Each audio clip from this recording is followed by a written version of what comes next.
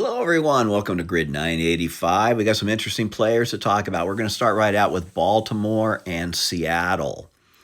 The most obvious Baltimore-Seattle player is Adam Jones, but the guy that Baltimore traded away to get him was Eric Bedard, and so that's who we will choose. Now, this is very interesting. Seattle traded away a young center fielder at a time where they didn't have much offense.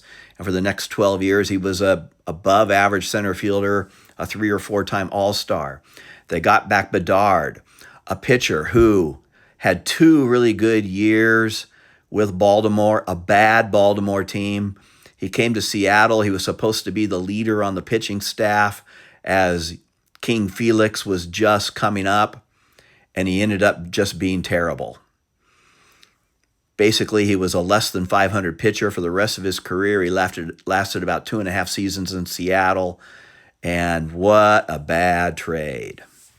Now we go to Seattle and Cleveland. You know, there's guys like Carlos Santana, but I'm going to go for Antonio Perez, who was part of a trade, another bad trade the Mariners made.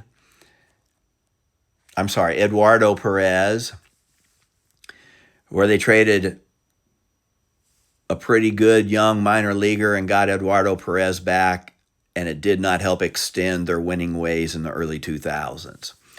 Seattle and Texas, well, we just had a guy this last year, Leody Taveras, who Texas put on waivers.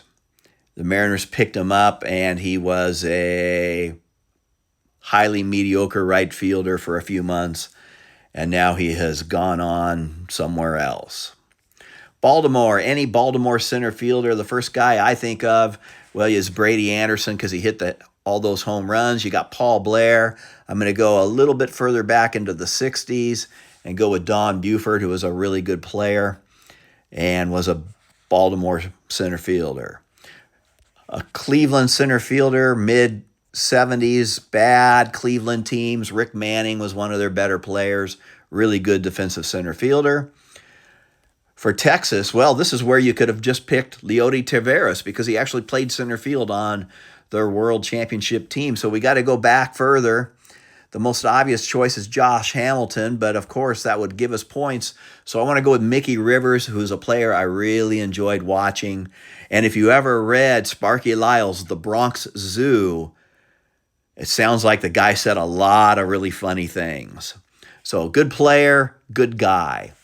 Baltimore, any Baltimore player who was drafted in the first round. So again, the most obvious picks would be Adley Rutschman, and the guys that are well known as their last few first-round picks. I'm going to go back to Ben McDonald from the late 80s, a big right-hander from LSU, and had a decent career with them. Cleveland, first-round picks. This one could be a little bit harder, but I can't pass up the opportunity to pick Manny Ramirez. Anytime you can pick Man Ram is one of the tough ones for me. What a great hitter, but he's going to keep himself out of the Hall of Fame because of the steroids.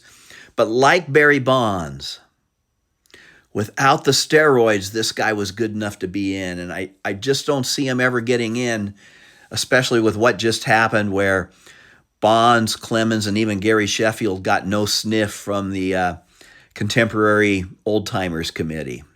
And finally, a first-round pick from Texas. Josh Hamilton, again, is the most obvious pick. They've got some guys they've got currently, but I'm going to kind of cheat a little bit. I'm going to go with Alex Rodriguez, who was picked 1-1 by Seattle, but then played most of his career with Texas. So there's my score for today. 50 is the rarity score.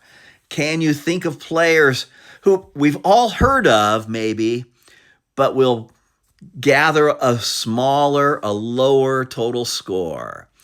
This is Grid Wizard 32. Have a great day out there.